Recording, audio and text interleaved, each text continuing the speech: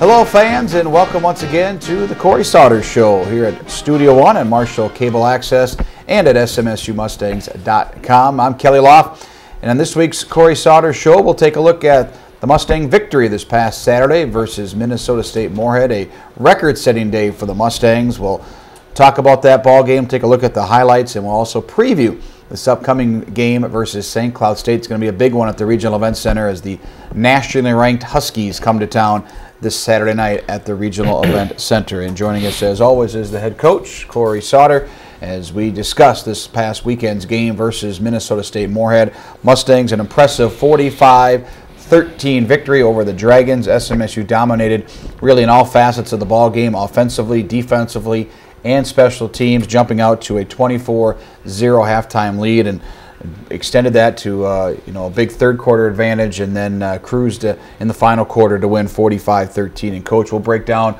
more and more of the ball game here throughout the show, but overall just a great team effort. Yeah, your best effort probably by far here in the first 6 games of the season. Yeah, probably our most complete ball game when you look at all 3 phases. You know, we've had some games where we've played well offensively or defensively or special teams, but really that game was our best game up to date, and that's the type of effort it's going to take to play the remaining schedule that we have in front of us. A lot of good quality universities that we're going to be playing, so it'll take that type of effort for us to get to where we want to get to. Well, going into the ball game, you thought you could run the football, and obviously that was something that the Mustangs were very successful in. SMSU, a school record 397 yards rushing offense in the game, breaking a record that was 38 years old. 1973 was the previous high of 358 yards, and you guys really just established it. The first play of the game, ripped off a pretty big run, or the second play of the game,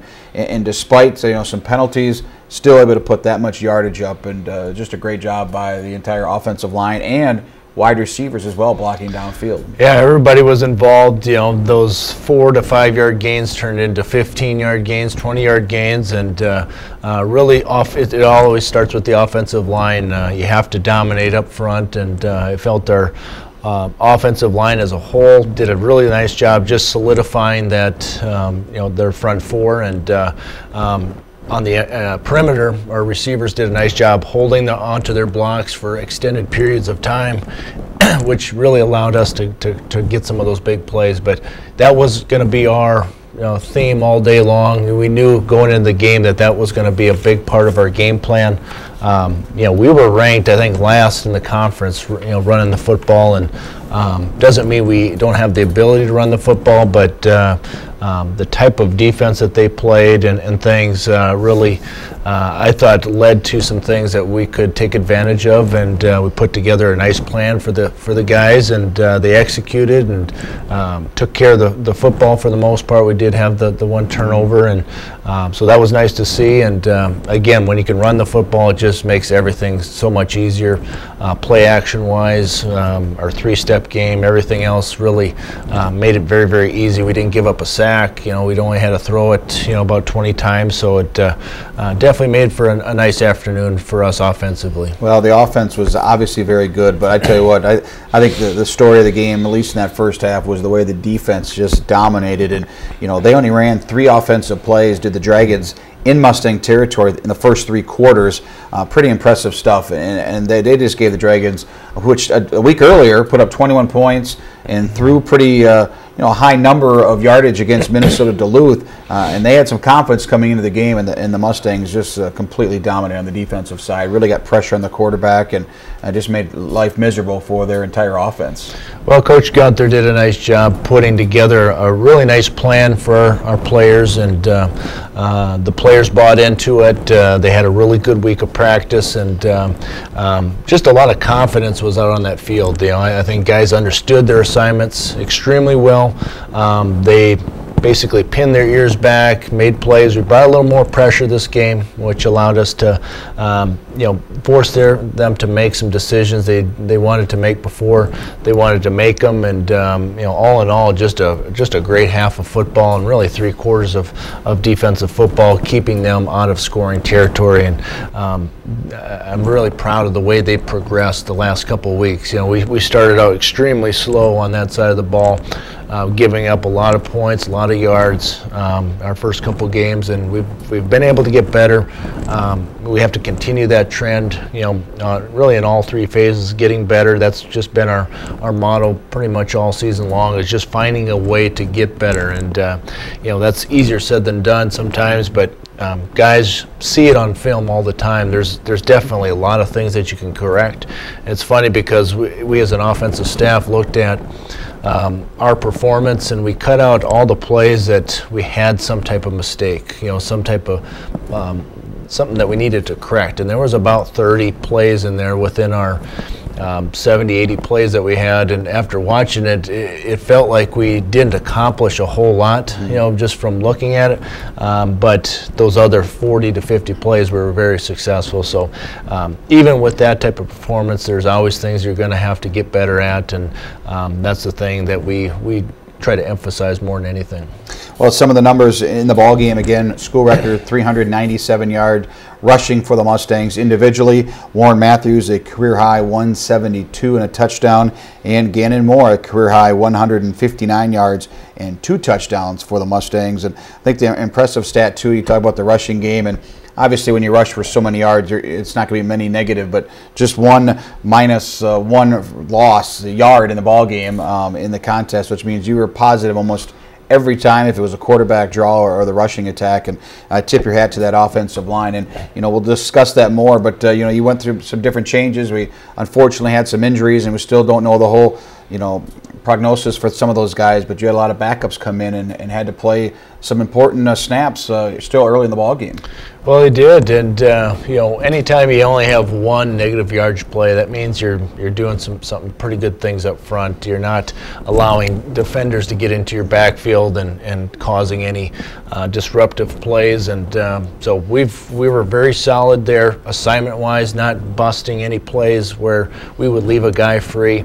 I thought we had a good mix as far as running inside zone, outside zone, the ability to run towards the field, to the boundary, to the tight end, away from the tight end. So we did a lot of things to try to break some tendencies, and we really had some pretty good success there, and we mixed in just enough of the passes to keep them honest. But for the most part, our goal was to run the ball until they stopped us, and guys bought in and really did a nice job with that. Again, offensively, Mustangs, we went through the rushing numbers. Passing-wise, Tyler Pershong, very efficient, 15 of 21 passing, 158 yards and a couple of touchdowns, and again found a lot of different receivers. And you had a couple, again, we talked about some injuries on the offensive line. You had a couple of receivers that had been playing, didn't play in the game for various reasons, and just a lot of guys stepped up, and that's what you're going to need throughout the course of the year now as we get through this halfway point.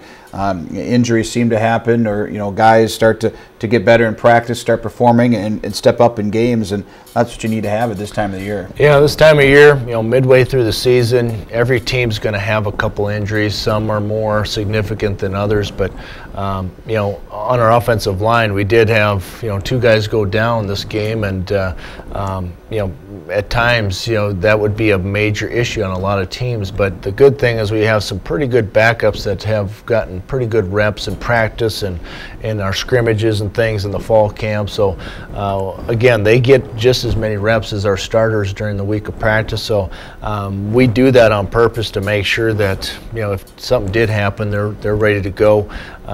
And we'll see how this week progresses as far as our health, but we're going to have to be very aware of that and making sure that we're healthy enough to get to our next game. And so we might have to change our practice a little bit if we have to, maybe go more shell practices instead of full pads, just to take some of the contact off of our players. And on the defensive side, a lot of standouts in the contest. Mark Schulmeyer continues just to be a beast there on the defensive end position for the Mustangs. He had a couple of tackles for loss, was in on a couple of sacks, also 8 tackles, and he really just continues to give that presence of getting to the quarterback and getting that pass rush that you need to disrupt another team's passing game. He's just a physical. He does everything you want. Physically, he's makes plays. He's strong. He's athletic. He understands the defense. And one thing that I like about Mark more than anything is he's all in. He believes in what we're doing. there's no doubt in his mind that what we're doing is the right thing to do, and he gets guys around him playing well, and I really like him. He's a guy that just a very emotional guy that gets that side of the ball going, and when you play defensive football, you have to play with passion, you have to play with excitement, and he brings that, and it's not just during games. He's the guy that is a Tuesday through Friday preparation guy that gets it done, and it carries over to the ball games, and he's just a prime example of a guy that just believes in Brown, believes in us, and really goes out and executes the things that we try to get him to do. Well, we talked about offense, defense, but I tell you what, special teams very key as well, and you look at the plays that were still going on in the early stages of the contest when it's still up in the air. You're up 6-0, and you kick a 42-yard field goal. Mike Wenk drills it. It's a career long for him, and your kickoff coverage was tremendous in the ball game. Moorhead, who has a very dynamic weapon in their kick return team, and a wide receiver who was leading the league right up there in all-purpose yardage, and Lance Schuweiler kicked the ball exactly where he needed to be most of the time, and you had a punt down to the 3-yard line. I mean, this is just an example of just a team game, a team win on Saturday. Yeah, and our special teams is getting to a point now where you almost take it for granted. They're doing so well and so consistently making plays, and like you mentioned, the field goal. I mean, we didn't hesitate there to kick a field goal. Mike's really practiced well, all season, and we feel very comfortable with him going in there and making clutch kicks, and he did that, and being able to punt them inside their own 5. Just a lot of big plays like that, and it's almost like we expect that now. We expect to pin them inside their own 25, 30-yard line on kickoffs, and so it's been more of a change of attitude, a change of expectations by our players, and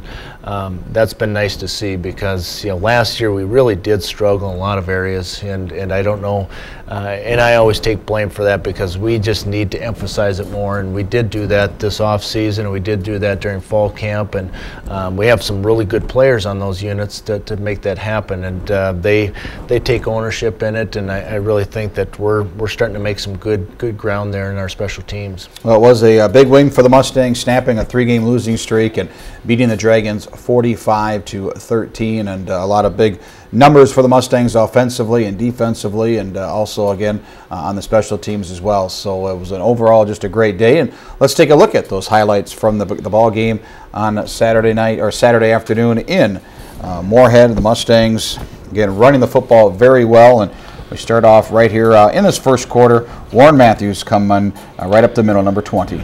Yep, we have an inside zone here. We have both of our tailbacks in the ball game in the backfield, and really the nice thing about this formation is it allows us to have either running back be the ball carrier, and here we give it to Warren, and we have a huge hole inside. Again, very nice gain to start the game out. Matthews career high 25 carries. Again, busting one up the middle here, nearly took it to the house for a touchdown. Yep, and here's an outside zone. It's very similar to inside zone, except our landmarks are a little bit wider. We stretch the hole. He cuts off the first thing to the inside, breaks a tackle, and again, very, very close for scoring a touchdown. Mustangs did a couple of quarterback sneaks, could not get it in from a yard out. Now do it to a third time, and it took a while, but they finally got it in. Yeah, very frustrating. We got stuffed 2 consecutive plays, and we just barely got in on this one as well. So it was nice way to cap off the drive. Extra point was a snap that was not handled, so it's 6-0. But Mustangs continue on here. Here's Gannon Moore, big run up the middle, and again a career high 159 for him on the ground. And look how many guys it took to take him down. Yeah, just an inside zone, and he is a tough guy. He is a tough guy to bring down, and he does hit the hole with authority, and he protects the ball here. But again, he's carrying ball carriers. You almost have all their defenders get their hands on Gannon at the end of the play. Another defensive lineman playing very well the last couple of games. Jacob Levetzo getting some starts with an injury, and I tell you what, number 93 is getting it done. He is, and he's probably one of our most athletic defensive linemen. Very, very, very good speed as well.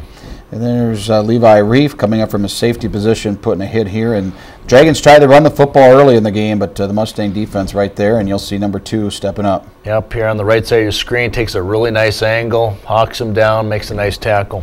Here's one of the sacks by the Mustangs, and Mark Schulmeyer just tripping him up, the quarterback. And you'll see here very, very good coverage on the outside by our secondary. Quarterback wants to throw. He has to hold on to it because no one's open. He's right there to make the sack. Move on now to the second quarter, and Warren Matthews with another one of his big runs in this game, deep in Mustang territory. Yep, and you can see you can just take a basic routine play. It ends up getting bounced to the outside. Receivers really stayed with their blocks, which allowed a 5-yard gain, really to turn into about a 15-yard gain on this play. Very, very great finish on our end. And the Mustangs cap off the touchdown here with a 45-yard run by Gannon Moore. Just a nice blend of power and speed. You know, Gannon just does a nice job. Here's a great example of his speed to the outside. Once he gets going, he has some really good speed, and really nice to see him get into the end zone a couple times this game. And then later on, this is late in the first half, basically the last play, Tyler Prashong dives across and scores. Gets credit for the touchdown, and I think they called him crossing the plane, maybe. So, very fortunate to score right before the half. Mustangs did grab the fumble, and either way, but they give credit to Pashon for the touchdown. Now we go to the continue on. Here's good defense by the Mustangs. Here you got Joe Stupka, Phil Brado, and just an overall good defense. Yep, and you can see a lot of guys on the line of scrimmage. We wanted to force some plays there, and again, we're getting some plays into the backfield, which is nice to see. You mentioned you can just see the pressure put on here by SMSU. You'll see that defensive line just not getting pushed around at all. Yeah, bringing linebackers, and again, just trying to create some confusion up front on our end.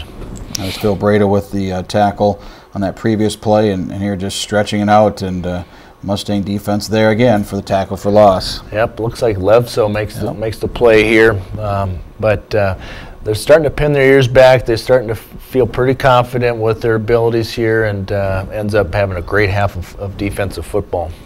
And now we go to the third quarter, and play action, Cody Condon with his third touchdown of the season. Well, from that previous series, we had some stuffs on the goal line, and so we decided to do a naked bootleg on this play, and really allowed us to get to the outside and get the touchdown.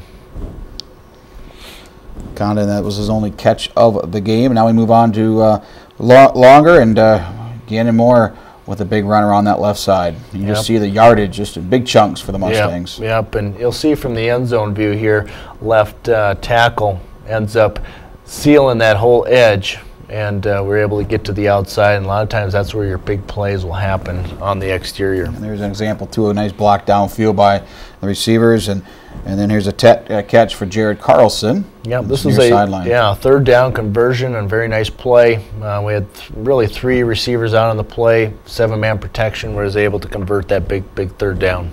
And Gannon Moore from 12 yards out, busts across for another Mustang touchdown. Yep, an inside zone here, and really just picks his way through. Not a huge hole to run through, but he was able to shimmy through there and able to make that guy miss and get it in the end zone. The Mustangs forced a turnover. John Kursbergen and company helping force this, and then Wes Anderson there to recover it. Yep, and a very nice stretch. Puts his helmet on the ball, pops it out, and right there to take advantage. And you can see getting the ball on the 26-yard line. That's huge. But you see here how we stretch the play out, continue to pursue, and good things happen when guys run to the football. And we continue on now. This is in the third quarter, and the Mustangs put on some more pressure here and a sack. Schulmeyer here ends up coming off the edge and making the sack. And then we go now to the fourth quarter. The Mustangs, it's a big run by Warren Matthews, and I believe this might be the run that puts the Mustangs over the record. Yep, this is the one that solidified the school record. I think everyone was excited. We told the backs before this series we need to have some good yardage here to make things happen to break the record, and we made a commitment to the run, and we stayed with it. And here again, just does a lot of stuff on his own as well, makes some guys miss, and that was the one that sprung us. And then later on, a couple of plays later, Jared Carlson on the bottom of your screen will get open, and Tyler Prashon finds him. Yeah, pretty heads-up play. This is a once-a-year type of play. Normally we're always going to throw to the flat or the over route coming across, and we ended up hitting the post route over the top. Yeah, the Mustangs hoping to pitch a shutout, and this is down here late in the fourth quarter, and nearly have it. A penalty was called that kept the drive alive, but the Mustangs didn't quit and did not want to give up any more points than possible. And saw the defense there swarming. And then our last highlight here is Dan Tim with the tackle for the Mustangs. Yep, and we were able to get some of our second team defense in the ball game as well as our second team offense, and they got some good quality reps in this series here, and actually played pretty well.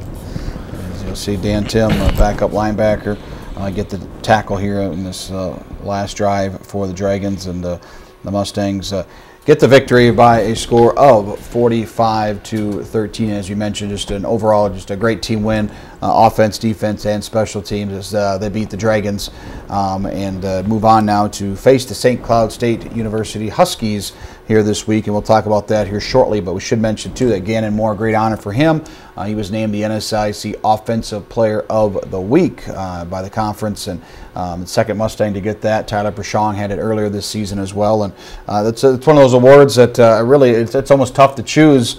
There's so many well-deserving guys, and obviously you know, a lineman's not going to get the conference player of the week. It's just the way it is. But your team awards, you went basically with your entire offensive line, and to really, they deserve all the credit for helping those guys pick up the yardage. Yeah, and like you said, it's hard to pick one guy in this past game for our offensive most valuable player, but we really felt our offensive line as a whole performed their best game of the season, and not only our starters but the guys that had to come in and play. You look at Cedral, who had to come in and play and play well, and so it was nice to see that. But again, to have both backs over 150 yards is pretty remarkable as well, and so we're happy to have that problem as far as trying to decide who's the most valuable player. But I really think that our offensive line really did deserve that. They did dominate the line of scrimmage, and in order for us to be successful, we need to have that type of effort each and every week. Well, the Mustangs are definitely going to need that effort this weekend, and they host St. Cloud State University, who is now number 16 in the latest top 25 poll. They have just one loss, and that was a road loss to Winona State earlier in September. But Coach, let's look ahead now. It's finally a chance to get back home to the Regional Events Center, and we have now 2 straight games at home. St. Cloud this Saturday, and the following versus Upper Iowa. But this will be a challenge, obviously. St. Cloud's a playoff team last year, and they won a playoff game last year, and they've got some talented players. And but it's going to be fun to have them at our stadium, and a chance to pull off an upset. Well, it is, to play at home. We had 2 really nice crowds our first two home games, and to continue that would definitely be a boost for us, playing back at home with the support that we've been getting. But playing St. Cloud is going to be a very tough task. They're playing very, very well, playing really good football. They have a lot of playmakers.